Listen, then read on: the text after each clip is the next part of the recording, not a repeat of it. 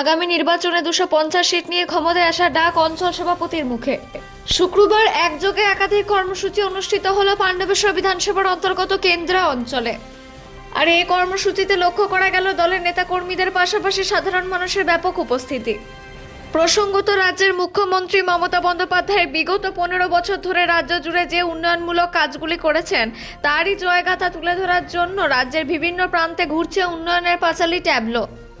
প্রসঙ্গত, রাজ্যের মুখ্যমন্ত্রী মমতা বন্দ্যোপাধ্যায় বিগত 15 বছর ধরে রাজ্য জুড়ে যে উন্নয়নমূলক কাজগুলি করেছেন তারই জয়গাথা তুলে ধরার জন্য রাজ্যের বিভিন্ন প্রান্তে ঘুরছে উন্নয়নের পাঁচালী।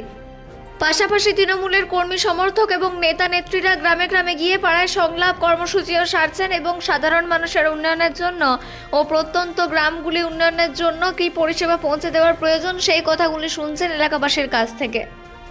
রাজ্যের বিভিন্ন প্রান্তের মতো সেই কর্মসূচি লাগাতার চলছে খনি অঞ্চল পাণ্ডবেশ্বরে।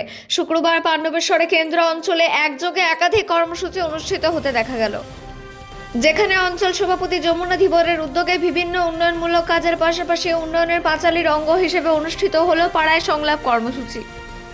অঞ্চল জুড়ে দিনভর একাধিক কর্মসূচিতে অংশগ্রহণ করেন বহু সংখ্যক তৃণমূল কর্মী সমর্থক এবং নেতা নেত্রীরা।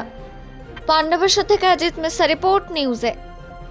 বাংলা মানুষ 10.5 কোটি মানুষ যে পশ্চিমবঙ্গে বসবাস করে, সবাই তো ধরো তৃণমূল কংগ্রেসের নয়, কিছু তো সাধারণ মানুষ আছে, কিছু অন্য দলের রাজনীতি আছে।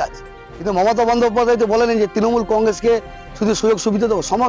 সমস্ত রাজনীতি দল, লক্ষ্মী ভান্ডার থেকে, কন্যাশ্রী থেকে, রূপশ্রী থেকে, যুবশ্রী থেকে, সমস্ত দিদির যে 74-75 প্রকল্প